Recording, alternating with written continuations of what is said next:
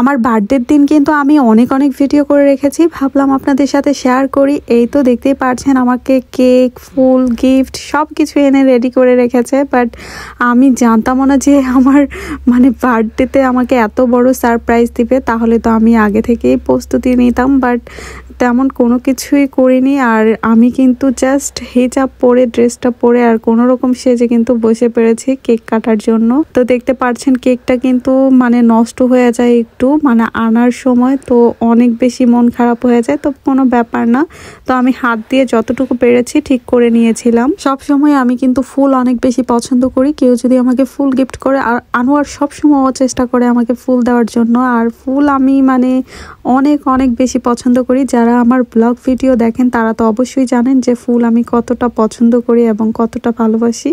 তো যাই হোক, কেকটাও অনেক বেশি মজা ছিল, অনেক অনেক মজা ছিল কেকটা।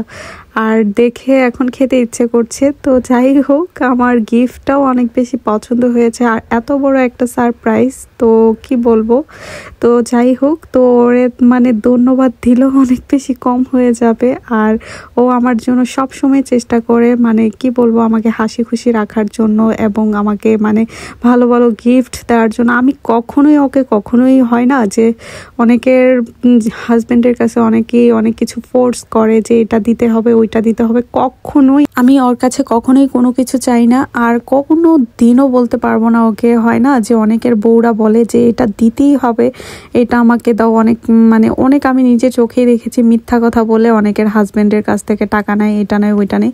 আমি কোনো দিনও বলতে পারবো না ওর কাছ থেকে। ওই আমাকে আমি কি বলবো, ও আমাকে মাঝে মাঝে বলতো যে তোমার কি কিছু মনে চায় না যে কিছু কেনাকাটা করতে, বা তোমার কি কিছু কি তুমি কি আমাকে এরকম কিছু বলতো যে তুমি কোনো টাকা খরচ করতে চাও না। আমি আরো উল্টা বরং বলি যে না না না, কোনো কিছু লাগবে না, টাকা খরচ করা লাগবে না, টাকা খরচ করা লাগবে না, সবসময় এই কথাটা বলতাম।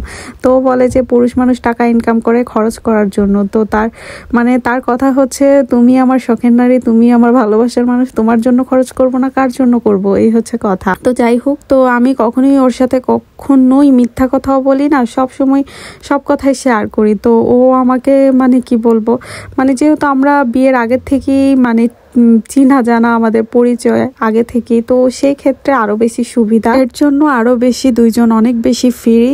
তো যাই হোক, তো অনেক বেশি ফ্রি থাকলে কিন্তু তার মধ্যে ঝগড়া হয়, খুনসুটি হয় বেশি। তো অনেক অনেক কথা বলে ফেললাম। আমাকে তো দেখতে পারছেন আমি কিন্তু মাথার মধ্যে অনেক বেশি তেল দেওয়া ছিল। এর জন্য ভাবলাম যে একটু চুলটাও খুলি। তো তেল দেওয়া থাকলে কিন্তু নর্মালি মনে হয় না, আমার কাছে ভালো লাগে না, এই হচ্ছে কথা। তো এখন কেমন যেন হয়ে গেছি, বেশি বেশি করে তেল দিয়ে রাখি মাথায়।